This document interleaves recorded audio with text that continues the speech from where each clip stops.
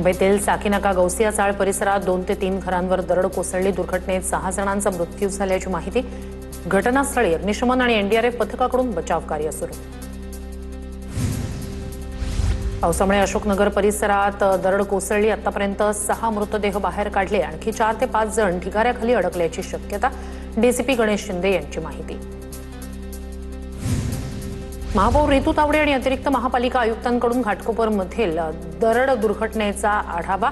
दुर्घटनास्थळी डोंगराला लागून 6 घरं होती। आतापर्यंत 4 लोकांना बाहेर काढले। दोघांवर राजावाडी रुग्णालयात उपचार सुरू असल्याची रितू तावडे यांची माहिती। गरजेप्रमाणे डोंगराळ भागात निधी देणं गरजेचं। भाजप आमदार राम कदम यांचं वक्तव्य। धोकादायक पण अधिकृत असलेल्या घरांबाबत धोरणात्मक निर्णय घेणं गरजेचं।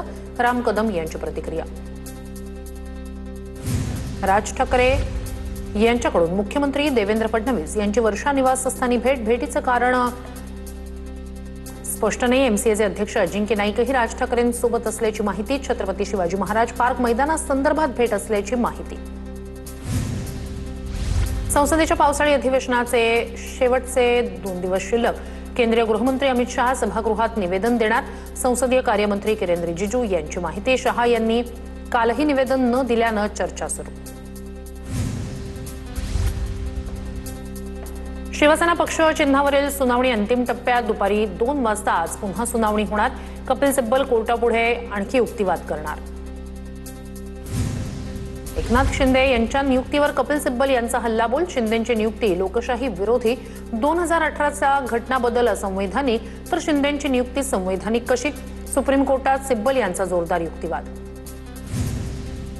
विधिमंडळ पक्षात फूट म्हणजे राजकीय पक्षात फूट असा अर्थ नाही। कपिल सिब्बल यांच्याकडून 4 भागात युक्तिवाद सादर। आयोगाच्या निर्णयावरही सवाल उपस्थित। निवडणूक आयोगाकडून संविधान आणि घटनेचा भंग। कपिल सिब्बल यांनी आयोगाच्या निकालाची पिसं काढली। संजय राऊत यांचा निशाणा। 1/3 सदस्यांच्या गट स्थापनेसाठी मूळ पक्षाची मान्यता हवी, अन्यथा त्या पक्षाला कुठल्यातरी पक्षात विलीन व्हावं लागतं। पण विधिमंडळातील बहुमतावरच एकनाथ शिंदे यांना शिवसेना पक्ष आणि चिन्ह दिलं गेलं। सिब्बल यांचा युक्तिवाद। सरकार संविधानाप्रमाणे चालतं, दबावानं नाही। एकाचं ओरबाडून दुसऱ्याला असं करणार नाही।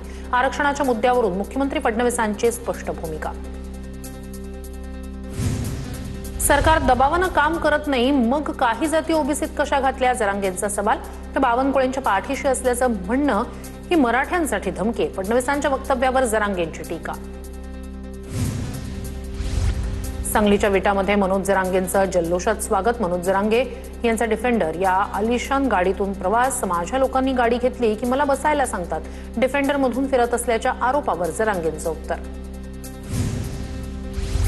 आतापर्यंत 22 लाख कुणबी प्रमाणपत्र दिल्याची बावनकुळेंची माहिती। जात प्रमाणपत्र देणं हे आमचं काम, व्हॅलिडिटी आमच्याकडे नाही। कुणावरही अन्याय केला नाही। बावनकुळेंचं जरांगेंना उत्तर।